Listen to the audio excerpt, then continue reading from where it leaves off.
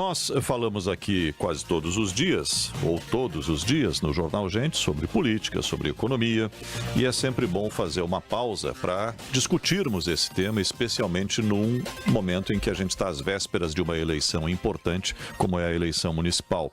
A eleição municipal é importantíssima porque o prefeito e os vereadores vão decidir o futuro das cidades, que é onde a gente vive, dos municípios, né?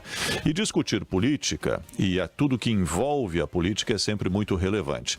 E nós vamos ter na semana que vem, em Porto Alegre, um evento para tratar de comunicação na política e comunicação institucional, o Compol, que é organizado, promovido pela Critério. Está aqui conosco nosso companheiro de todas as semanas do Band Cidade, comentarista Kleber Benvenu, diretor da Critério, para nos falar um pouco sobre esse evento, com toda a experiência que ele tem de poder público, de iniciativa privada e principalmente na orientação aos políticos em geral, aqueles que se propõem a disputar um cargo eletivo. Kleber, bem-vindo ao Jornal Gente. Aliás, retomando aqui depois de muito tempo, bancada, né? Essa bancada aqui já fez parte dessa bancada há um tempo atrás. Depois a agenda não permitiu continuar. O que honra meu currículo, né? E vim aqui também para me despedir desse estúdio, né? Ah, é verdade. Amanhã na prévia da nova sede, né? É verdade. E tem muito orgulho de ter participado dessa bancada e de hoje estar aqui contigo, Sérgio, e contigo, Macalossi. Todo nosso. Queridos amigos. Fale um pouco sobre o evento Compol, né? Que vai acontecer às 12 e 13, né? 12 e 13, no Instituto Ling. É um evento, Sérgio, como tu disseste, é um pouco de pré-aquecimento para um ano eleitoral, né? Um evento de comunicação política e institucional. Nós vamos falar de comunicação eleitoral, sim, mas também de comunicação institucional, que envolve governo, que envolve instituições. Então, elevar um pouco a régua, a discussão de uma área profissional, que é um mercado de trabalho gigantesco, né? E que precisa ser tratada com seriedade, com a compreensão que ela merece. Esse ano, um ano desafiador, com a chegada da inteligência artificial e com as suas vantagens e perigos que ela pode trazer para o processo eleitoral, com as imitações de vozes e já tem aparecido aqui e acolá. E também o lado muito, que eu diria assim, bacana, divertido, gostoso e salutar de fazer política eleitoral, de trabalhar nessa disputa. Então eu estou falando aqui de estratégia, de jingle, de narrativa, de redes sociais. Então nós vamos falar de todo esse universo de disputa de narrativa que permeia uma disputa eleitoral que, a rigor, né, Sérgio Macalossi, é uma disputa de persuasão, né? Uma disputa, no fundo, de convencimento das pessoas. Então tem um trabalho gigante que às vezes as pessoas não percebem por trás, de estratégia de convencimento, de leitura social e até psicológica do momento que a sociedade vive. Então é um pouco desses temas todos que vão nos permear aí nesses dias. Deixa eu te explorar aqui um pouco tecnicamente. Nós estamos numa era de narrativas, né? Cria-se lá uma narrativa que na maioria das vezes é até algo imaginário e aquilo fica... É uma coisa muito perigosa, uma coisa que eu acho muito complicada, porque sempre nos remete lá àquela frase de Goebbels, né? Uma mentira dita 1000 vezes se transforma numa verdade. As narrativas no ambiente político muitas vezes são isso, né? Inventa-se alguma coisa e aí joga toda a opinião pública naquela direção e fica um debate eterno sem solução nenhuma, porque aquilo sequer existe, não é? Você acha que, tirando a inteligência artificial, que pode ser um motivador para isso também, disseminador principalmente, você acha que isso ainda cola na população hoje ou é necessário que se tenha um debate concreto, real, do seu ponto de vista técnico da comunicação, o que daria para se recomendar a alguém que vai se candidatar? Sérgio, as decisões eleitorais são quase como as empresariais também, por mais que a gente não goste, em grande medida elas são tomadas pela emoção, né? Por impulsos emocionais, por alavancas emocionais. Eleição muito mais, né? Eleição muito mais. Então, as alavancas emocionais, os impulsos simbólicos conduzem o eleitor às decisões, que depois a gente racionaliza as decisões, né? A gente busca explicação. Então, quer dizer, claro, a ambiência da emoção nossa é afeita mais a avaliações equivocadas. O que acontece é que as narrativas falsas, né? Porque pode ter narrativas verdadeiras, né? Bem construídas, né? Que às vezes a pessoa tem uma grande verdade para contar e conta mal. Aí que vem o trabalho da técnica de comunicação comunicação, de contar adequadamente uma verdade também, porque às vezes uma verdade é mal contada, né? Pois é. E aí dá ruim. Mas então essas narrativas falsas, mentirosas, produzem efeito para todos os lados. A questão é que com o tempo, com a liberdade de opinião, com a difusão, nesse caso também das redes sociais, acaba criando contrafluxos que se destroem, né? A pessoa fica com vergonha com o tempo, com vergonha de sair de casa. Então, a sugestão é uma sugestão bem filosófica que eu costumo dar para os nossos clientes, né? A verdade liberta, é isso, né? Em que sentido? No sentido explicado, no sentido que político também erra, pode reconhecer que errou, pode pedir desculpa. Eu sou muito reticente com essa ideia de político celebridade, né? As vidas perfeitas, os caras que têm certeza sobre tudo.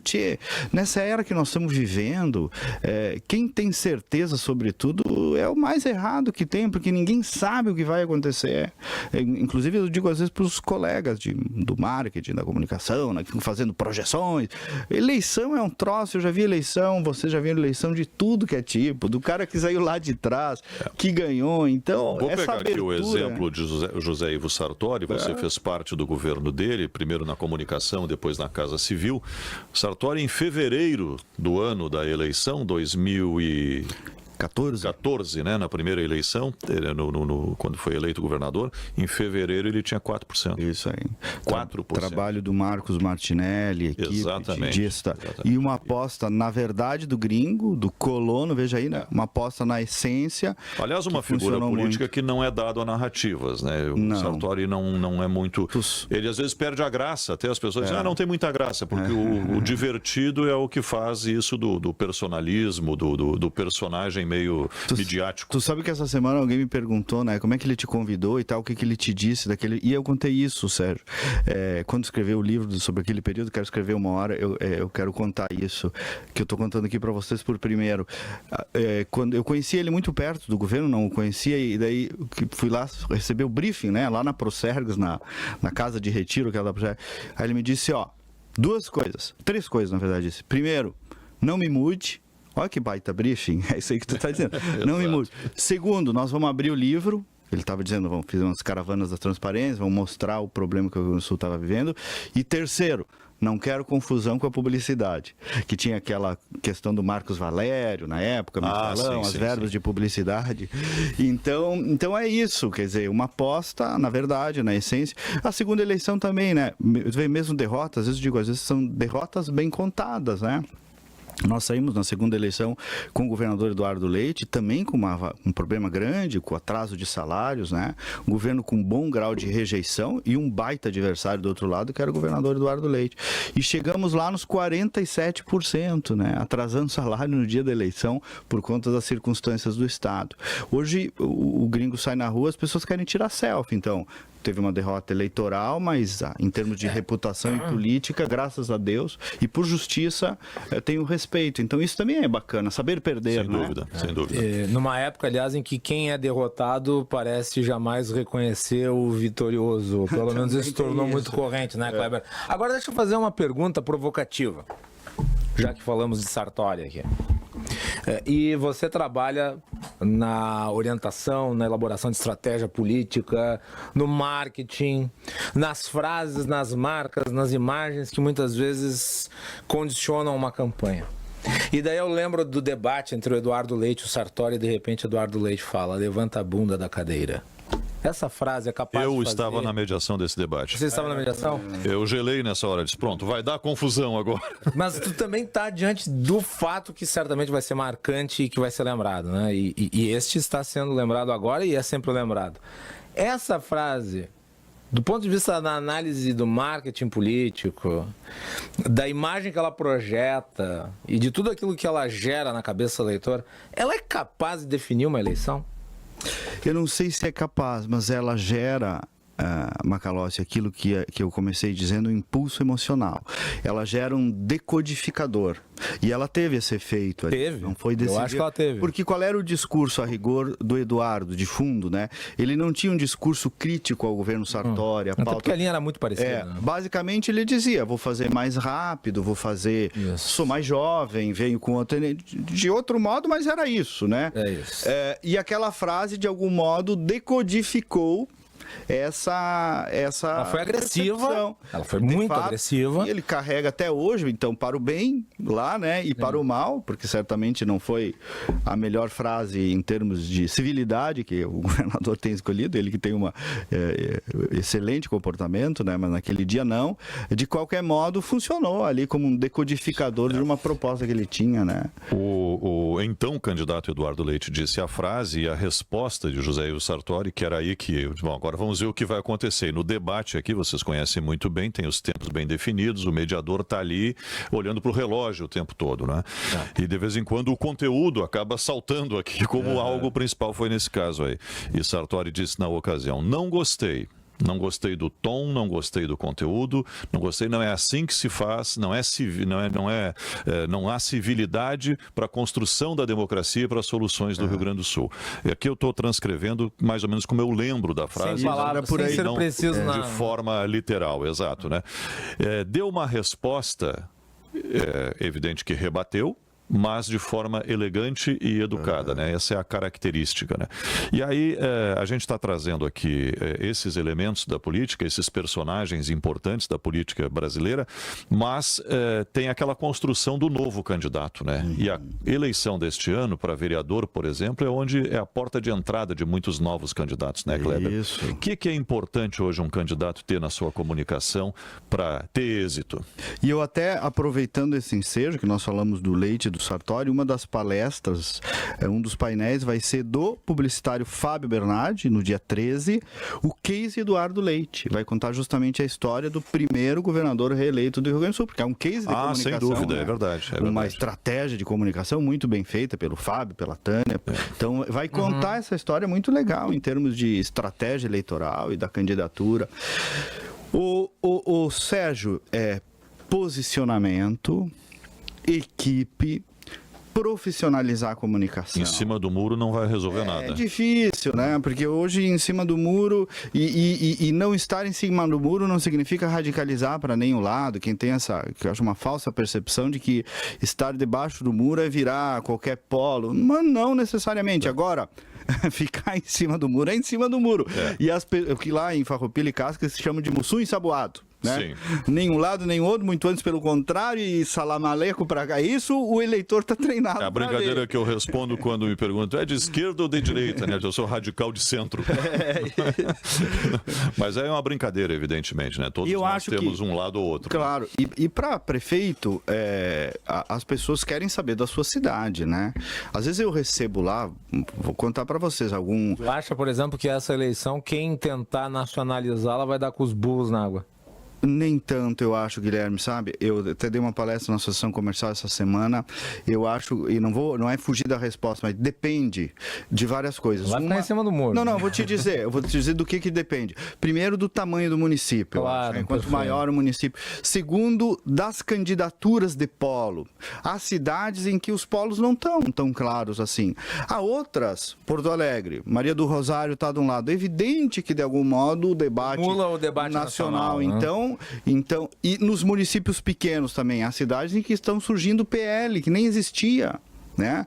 Então, de algum modo, esse debate vai. Há candidatos que estão preocupados de sofrerem alguma pecha, então, virá de algum modo. Então, eu acho que não engana-se quem acha, por exemplo, essa nova direita que acha que só vai conseguir se eleger porque é bolsonarista, porque eu sou direitão. Basta ser apoiador do Bolsonaro. É isso que eu quero dizer. Isso também não, entendeu? Porque não aconteceu nem para governador. De algum modo, sim. Mas, às vezes, o candidato não leva, né? Isso teve a onda lá atrás, 2018, 2008, né? Agora essa onda já não está tão intensa assim, não é? Mas acho que o próprio governo Lula acaba fomentando muito, né? Uma postura combativa. Quer dizer, a polarização está aí, vocês estão vendo. É uma tensão político-social que permanece. A eleição municipal vai se dar dentro desse ambiente. Claro que as pessoas vão procurar um bom prefeito. A avaliação de um governo vai ter um peso muito grande. Então, historicamente, aí... as marcas históricas às vezes são quebradas, mas quem está com 35%, 40% de bom e ótimo, por exemplo, dificilmente não se reelege, né? Então, um governo bem avaliado, um prefeito bom, seja de que partido for, provavelmente se reelegerá, tem muito mais chance, independente da questão da Você falou do Fábio Bernardi, um dos palestrantes, vai ter um painel também, o Osiris Marins vai estar lá, né? O âncora desse horário aqui vai participar de um painel também. O que mais tem na programação? Sobre jornalismo político. Osiris Marins, Taline Opitz e Rosane de Oliveira. Olha que trio. Grandes nomes. Isso, né? Grandes nomes. Nós vamos falar, só passando rapidinho para vocês terem uma ideia. A palestra de abertura é do Paulo de Tarso, que é o criador do Lula Lá. Foi o criador. 89, 89, foi o primeiro mentor, assim, o melhor jingle da história recente do país. Até hoje. Na minha opinião, o jingle imbatível. Olha, eu gostei da abertura. Ele veio contar essa história. O Marcelo Pires fez as campanhas do Fortunati, por exemplo, junto com o Martinelli, então vem falar de jingle, que é uma coisa muito legal. Tem obras musicais lindíssimas na política, né? Tem. Produção cultural de jingles. Recentemente, o ano passado, faleceu Aldo Pinto, que em 86 tinha Eu Vou de Aldo para governo. Nós temos aqui o Gufo, que é filho do José Fogaça, e o Fogaça também. Fábio Bernardi também. Também. Aliás, vocês deveriam dizer, vou dar aqui uma dica para a Band News, usem o Fogaça pro Gufo. Pro Gufo. Mobilização política, a importância da mobilização, audiovisual, a importância do audiovisual, que hoje é um troço negociável.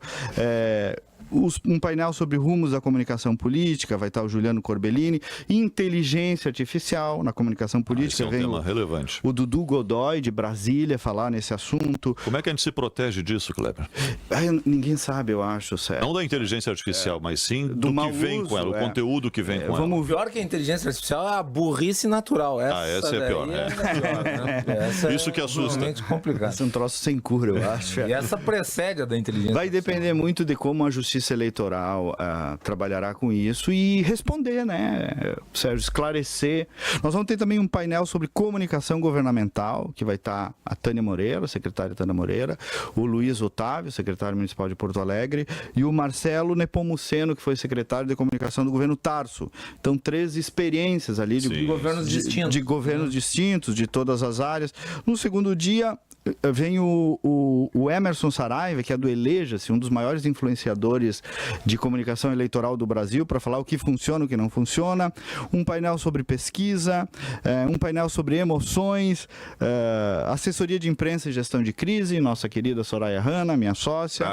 Craque, né? Inteligência de dados a serviço dos candidatos e mídia social. Olha, montou aí, Kleber, tu e a tua equipe da Critério, montou um muito conjunto completo de conteúdos aí que certamente vão ser úteis, não apenas para quem está ingressando na política para participar da vida partidária, mas também para pessoas que estão ingressando no mercado da comunicação. Muito. Aliás, até mais para quem está trabalhando no mercado da comunicação. Para quem opera. O evento é nosso em conjunto com a BN3, que é a empresa do Marcelo Natali de Florianópolis. Por isso que eu fiz questão de convidar também os poderes, fui pessoalmente convidar o governador, presidente do Tribunal de Justiça, Tribunal Eleitoral, prefeito, porque nós precisamos falar disso, de comunicação institucional, né? Os governos também, cá para nós e para todos que nos ouvem, estão um pouco acostumados a contratar apenas agência de publicidade, que eu acho ótimo, né, meus colegas publicitários. Mas a comunicação institucional, as assessorias de comunicação, são aderentes também a toda a mudança que teve o próprio universo da comunicação. Sem dúvida. Então, às vezes, estão contratando do mesmo jeito dos anos 80. O setor público. sabe? E não dá mais resposta hoje, né? Tudo mudou, né? Nesse período tão muito longo. Kleber, já está lotado? Quem quer participar, como é que faz? Se procurar no Google aí para facilitar Compol RS, vai encontrar o link, né?